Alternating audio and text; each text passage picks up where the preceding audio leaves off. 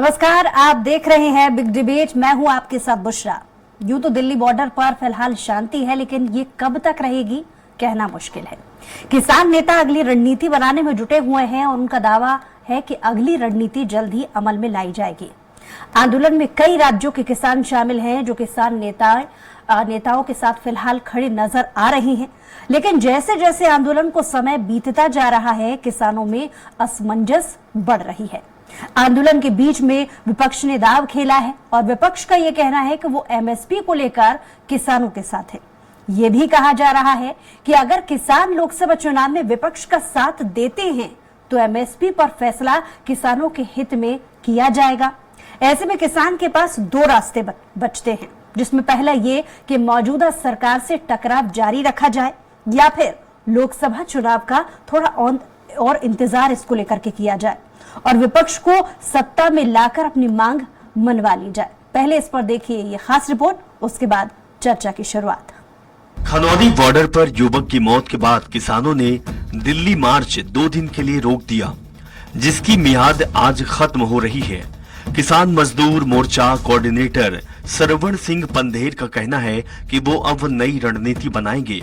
आगे फैसला 23 फरवरी को लिया जाएगा। फिलहाल आंदोलन के 10वें दिन शंभू और खनौरी बॉर्डर पर हालात सामान्य हैं। खनौरी बॉर्डर पर 21 फरवरी को किसानों और पुलिस के बीच टकराव हुआ था। यहां युवा किसान शुभकरण सिंह की मौत हो गई थी। सरवण पंधेर ने सीधा आरोप लगाया है कि युवक की मौत पुलिस फायरिंग से हुई है। पंजाब सरकार को हमला करने वालों के खिलाफ हत्या का केस दर्ज करना चाहिए। इधर आज किसानों ने शुभकरण की फोटो लेकर नारेबाजी की।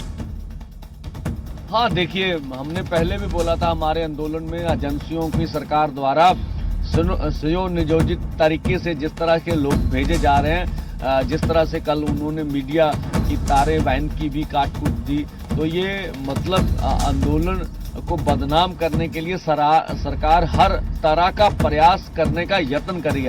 हम सब देश के किसान मजदूर थे, शंभू बॉर्डर पे सभी लोगों से अनुरोध करेंगे।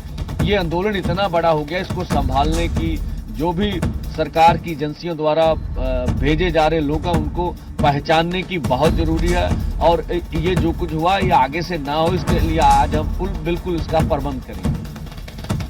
इधर मध्य प्रदेश कांग्रेस अध्यक्ष जीतू पटवारी ने ऐलान किया है कि राज्य में जल्द ही कांग्रेस किसानों के मुद्दे को लेकर सड़क पर उतरेगी।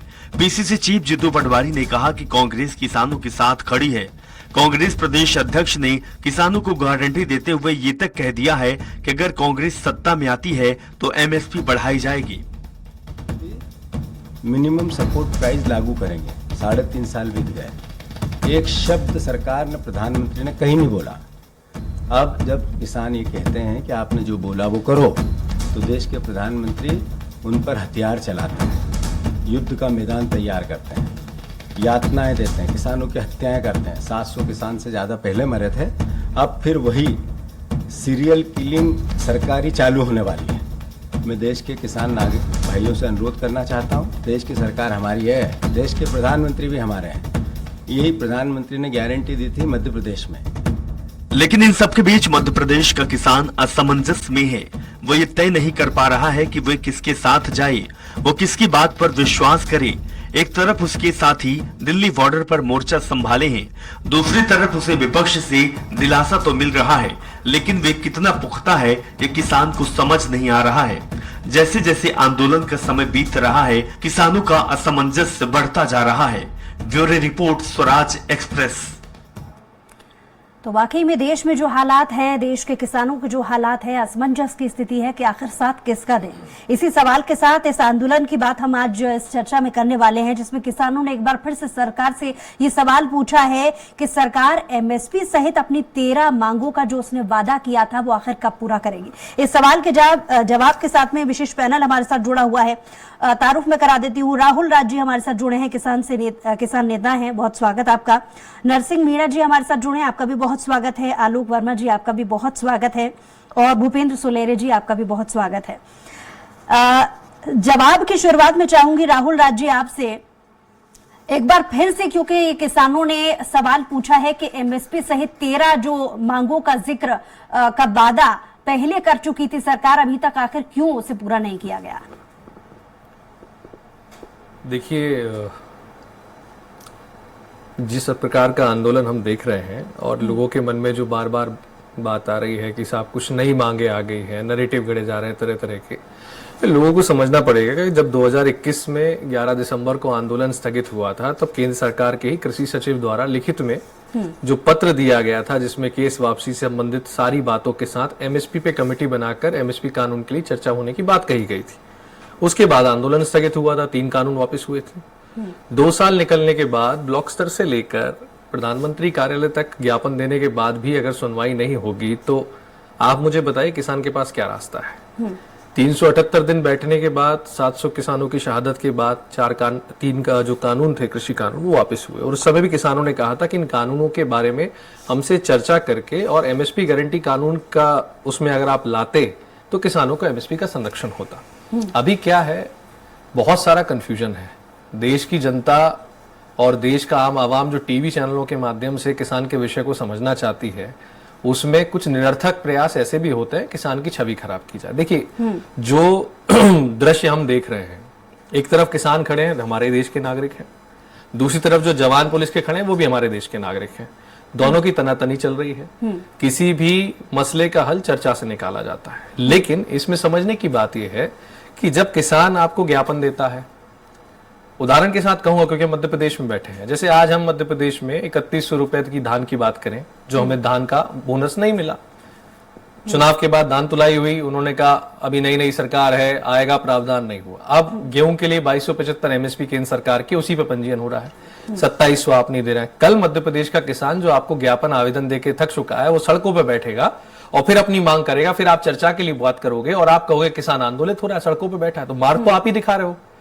आप चर्चा जब वो करना चाहता है, साधारण ढंग से आपको ज्ञापन देके अपनी मांग बताता है, तो आप उसी समय उससे बात करने को क्यों तैयार नहीं हो जाते?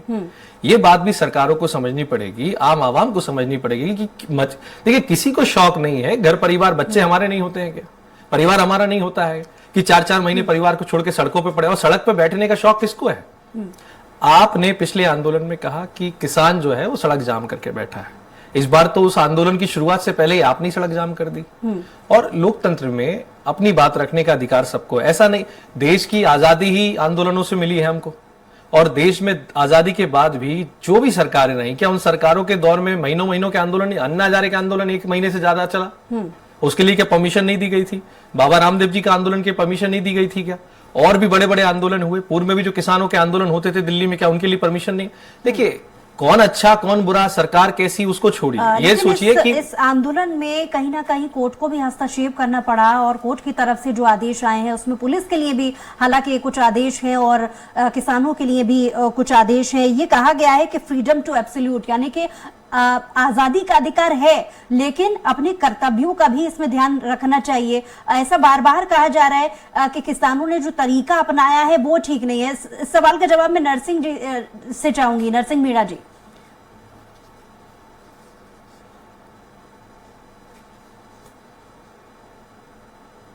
लोक शक्ति की तरफ से आप सभी साथियों का स्वागत करता हूं, धन्यवाद करता हूं।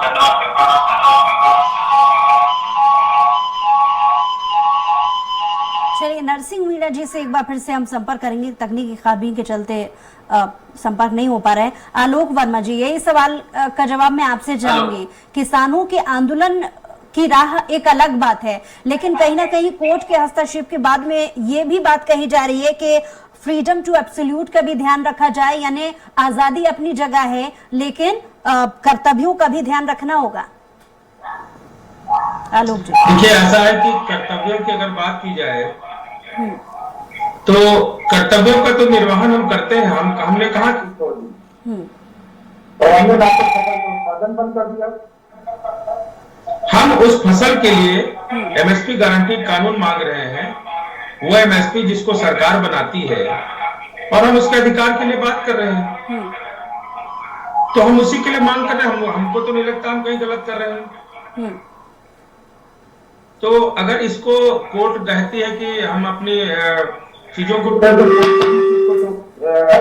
करना चाहिए, और कोर्ट को भी इस चीज को जो बहुत सी चीजों में कोर्ट ने स्वयं संज्ञान लिया है, तो कैसे कोर्ट भी संज्ञान ले ले चीज को, और कानून बनवा दे, किसान ठीक हो जाएंगे। भाई व्यवस्थापिका, कार्यपालिका, न्यायपालिका यही होता है ना। तो न्यायपालिका ही प्रसन्न है।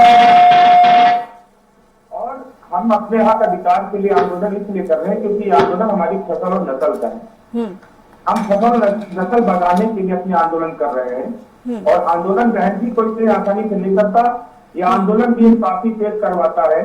इस पेश के लिए हम भी आंदोलन करते हैं। जिस प्रकार एक व्यक्ति अपने बच्चों के भविष्य के लिए, अपने परिवार के भविष्य के लिए पूंजी को इकट्ठा करता है, उसी प्रकार हम किसान भी चाहते हैं कि जो हमारा उत्पादन है उसको सरकार अपने ही घोषित एमएसपी मूल्य पर गारंटी के साथ खरीदे और हमें पैसे का लाभ दे। भूपेंद्र जी से मैं जवाब चाहूंगी। सरकार से जरूर पूछना चाहूंगा कि सीटों प्लस 50 का फार्मूला देने वाले स्वामीनाथन जी को भारत रत्न तो दे दिया गया, उनकी घोषणा कर दी गई, लेकिन सीटों प्लस 50 का उनका सपना था कि किसान भी अपने फसलों के दाम स्वयं तय करे, उसको भी सरकार को करना चाहिए। ये अच्छी चीज है, सरकार इस पर भी ध्यान दे। और ये आंदोलन हमने इसीलिए किया कि सरकार जो वादा भूल रही है उसको वो निभाए।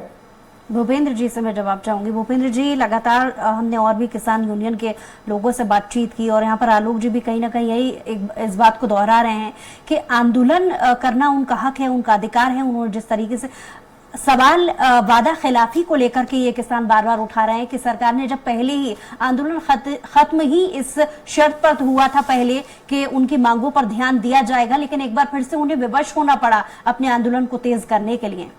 और 3 राउंड की अब तक बातचीत हो चुकी है जो अभी तक बेनतीजा रही है। देखिए, केंद्र की सरकार 19 नवंबर 2021 में उन्होंने 3 कानून वापस लिए थे। तो अब सरकार ये चाहती है कि ऐसा कोई कदम न उठाया जाए कि आंदोलन लंबे समय तक चले और जिसके कारण फिर उसको बैकफुट पे आने पड़े, क्योंकि लोकसभा के चुनाव हैं अभी और किसान नेता भी इस चीज़ को समझते हैं कि ये चुनाव का टाइम है। और निश्चित रूप से उन्होंने अभी चुनाव में एमएसपी बढ़ाने के लिए कहा था कि 2700 और 3100 रुपये धान का और उसका गेहूं का करने का, और वो उन्होंने अभी ना उनके बोनस के रूप में दिया है ना उसको लागू किया है। तो निश्चित रूप से और कोर्ट के संज्ञान में भी गया है, सुप्रीम कोर्ट ने भी इसमें गाइडलाइंस दी है कि आज़ादी की व्यक्ति की अभिव्यक्ति जो है वो उसको नहीं रोका जा सकता। और अब निश्चित रूप से ये एमएसपी लागू करना बहुत बड़ा बजट इसके लिए चाहिए। अगर ये सरकार एमएसपी लागू करती है तो 17 लाख करोड़ रुपए का बजट चाहिए, जो बहुत बड़ी राशि होती है।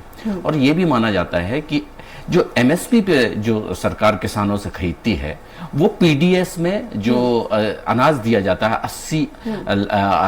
80 करोड़ जो जनता है उसको दिया जा रहा है, जो पीडीएस की योजना के तहत जो निर्धन परिवार आते हैं उनमें जैसे धान। लेकिन अगर किसानों की मांगों को मानना इतना मुश्किल था तो पहले आश्वासन क्यों दिया गया, वो वादा क्यों किया गया? ये सवाल इसलिए एक बार फिर से उठ रहा है जहां पर पिछले समय भी चुनावों को देखते हुए माहौल बनाने की जो एक कोशिश थी, ये सवाल किसानों का विरोध है, विरोध का झंडा क्या मोदी एजेंडे को फेल करने के लिए एक बार फिर से उसी फॉर्मेट पर चलाया जा रहा है? ये सवाल भी उठ रहा है इसको लेकर के।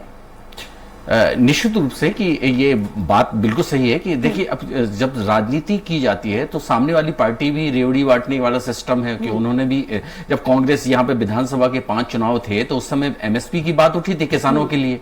तो इससे पहले अगर 18 के चुनाव देखें तो उस समय उन्होंने किसान के ऋण माफी का उठाया था, तो अब एमएसपी का उठाया था। तो उन्होंने भी छत्तीसगढ़ में और मध्य प्रदेश में और राजस्थान में ये कहा था कि हम आएंगे, तो और ये प्रधानमंत्री की गारंटी थी।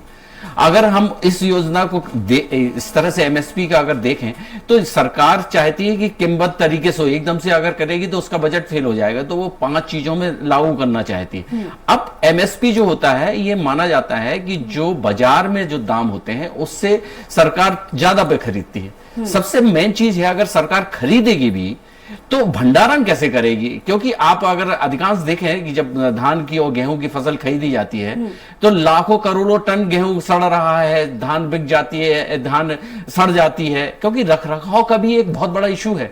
तो सरकार अगर इस चीज को कैसे लागू इंप्लीमेंटेशन करने में टाइम लगता है, और हमें तो ये चुनाव के कारण उन लोग घोषणाएं कर देते हैं, लेकिन ये अगर समीक्षा के रूप में देखा जाए तो आप देखिए ना कि भंडारण में किस तरह से हर वर्ष लाखों टन धान, लाखों टन गेहूं और ये सब चीजें खराब होती हैं और खुले में रखनी पड़ती हैं। तो निश्चित रूप से इन सब चीजों को देखना पड़ेगा और सरकार इस और ये निश्चित रूप से जवाब चाहूंगी नरसिंह मीणा जी, किसानों का जो विरोध का झंडा है, क्या मोदी विरोधी एजेंडे के तहत विपक्षी नेता भी इसका फायदा उठा रहे हैं? आपको क्या लगता है? क्योंकि लगातार हम देख रहे हैं कि जैसे जैसे ये किसान आंदोलन आगे बढ़ता जा रहा है, विपक्षी नेताओं का साथ भी आपके इस आंदोलन को मिलता जा रहा है। आप उनके इस साथ को किस तरीके से देखते हैं? देखिए पुष्पा जी, अपनी मर्जी से कोई सहयोग दे रहा है किसानों के लिए तो उसकी मर्जी है, बाकी ये किसानों की मजबूती है, उनका दुख है, वास्तविक पीड़िता है। न्यूनतम समर्थन मूल्य की गारंटी लंबे समय से मांग रही है किसानों की, और इस देश में किसानों के लिए कोई खास नीति नहीं बनाई गई। जब देश के अंदर विभिन्न प्रकार के आयोग अपना काम करते हैं तो उसी प्रकार से किसानों ने भी बहुत लंबे समय से किसान आयोग के गठन की मांग की, उसका आज तक कोई प्रबंध नहीं किया गया। और अभी हमारे साथी भी बता रहे थे कि MS स्वामीनाथन जी को भारत रत्न से सम्मानित किया गया है सरकार। मैं सरकार को उनके इस कदम के लिए धन्यवाद देना चाहता हूं, पर दुख इस बात का है कि आप भारत रत्न देने के साथ साथ उनकी सिफारिशों को लागू करिए, किसानों का भला करने का प्रयास कीजिए और उनके दिए हुए फॉर्मूला को लगाइए। तो वास्तव में भारत रत्न तो तभी होगा जब किसानों को उनका हक मिले। तो किसान अपनी आवाज उठाते रहे और दर की ठोकर खाते रहे, ये कौन सा भारत रत्न है? इसके लिए तो सरकार को गंभीर होना पड़ेगा। अब हम किसी को भी वोट अपना दे दें और उसको सत्ता में पहुंचाकर आपको नहीं लगता कि थोड़ा धैर्य रखना चाहिए? यही वजह है कि अर्जुन मुंडा जी जो कृषि मंत्री हैं उन्होंने भी इसका स्टेटमेंट दिया है कि थोड़ी धैर्य रखना चाहिए, जल्दबाजी किस बात की? धैर्य की भी एक सीमा होती है। और कितनी लंबी परीक्षा लोगे इस देश के किसान की, जिन्होंने अपने कोरोना काल में भी अपना तन मन सर्वस्व न्यौछावर कर देश की GDP को बढ़ाए रखा। सब लोगों ने अपना घर में रहकर समय काटा, अपने दूरी बनाकर, फिर भी किसान ने इस देश की भरण पोषण में कोई कमी आने नहीं दी। किसान के लिए कोई ठोस नीति आज तक बनी ही नहीं है, किसान आयोग का गठन नहीं हुआ, MSP के लिए किसान मर रहे हैं और अपना समय भी बिता रहे हैं। देखिए, यही माननीय मोदी जी जब मुख्यमंत्री थे गुजरात के, आपने स्वयं उस मांग की थी कि किसानों को न्यूनतम समर्थन मूल्य की गारंटी का कानून लाना चाहिए। डॉक्टर मनमोहन सिंह प्रधानमंत्री जी को इन्होंने खत लिखकर अपनी मांग रखी थी। आज ये कुछ करने लायक है तो आज किस बात से MSP की गारंटी मानी जाएगी, लेकिन थोड़ा धैर्य रखना होगा। उन किसानों को मोदी की गारंटी है। हाल ही में हरियाणा में एक रेवाड़ी में प्रधानमंत्री ने संबोधन किया था जिसमें उन्होंने ये वादा किया है कि थोड़ा धैर्य रखिए, उनकी सभी मांगों को पूरा किया जाएगा। और 3 राउंड की बातचीत भी हो चुकी है, तो विश्वास किसान क्यों नहीं बना? बातचीत से हल निकलता है। हम मानते हैं इस चीज को, जब समस्या आती है समाधान बातचीत होता, पर उसमें कोई समय सीमा तो हो। उसमें कहीं ये तो दिखाई दे कि कितना समय लगेगा बातचीत के लिए। 13 महीने आंदोलन कर किसान अपने घर वापस चले गए और सबको यही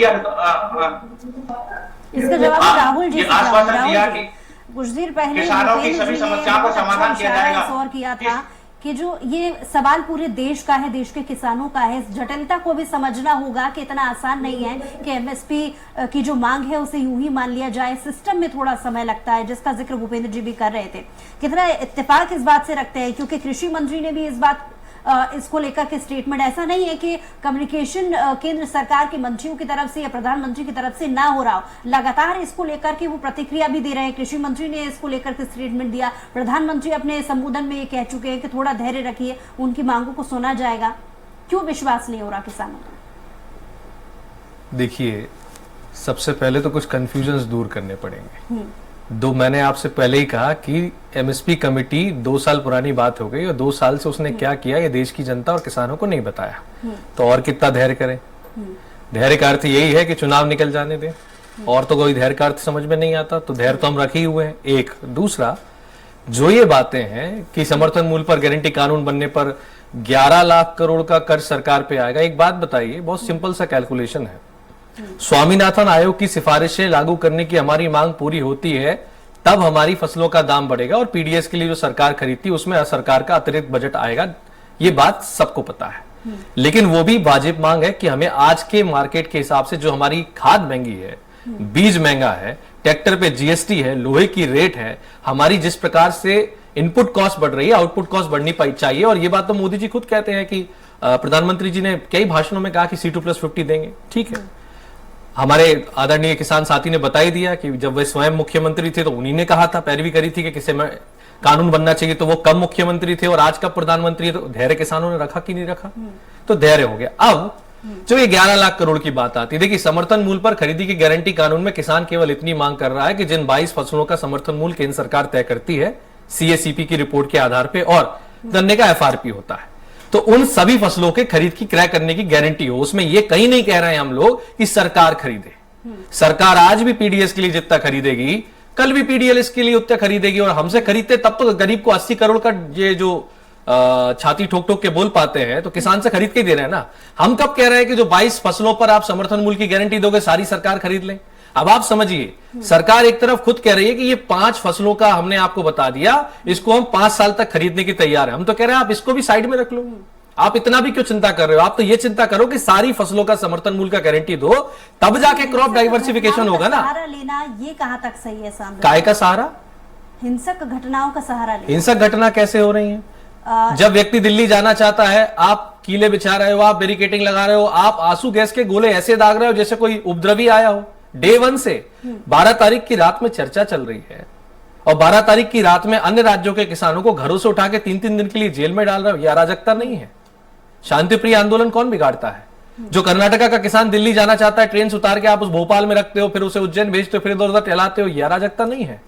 जो लोग अपनी जान बचा के भागते हैं उनको भूमिगत होकर यहीं इसी प्रदेश में रहना पड़ता है, अब यह अराजकता नहीं है? देखिए, मैंने आपसे बहुत स्पष्ट शब्दों में कहा, किसी को शौक नहीं है, हमें भी शौक नहीं है सड़कों पे बैठने का।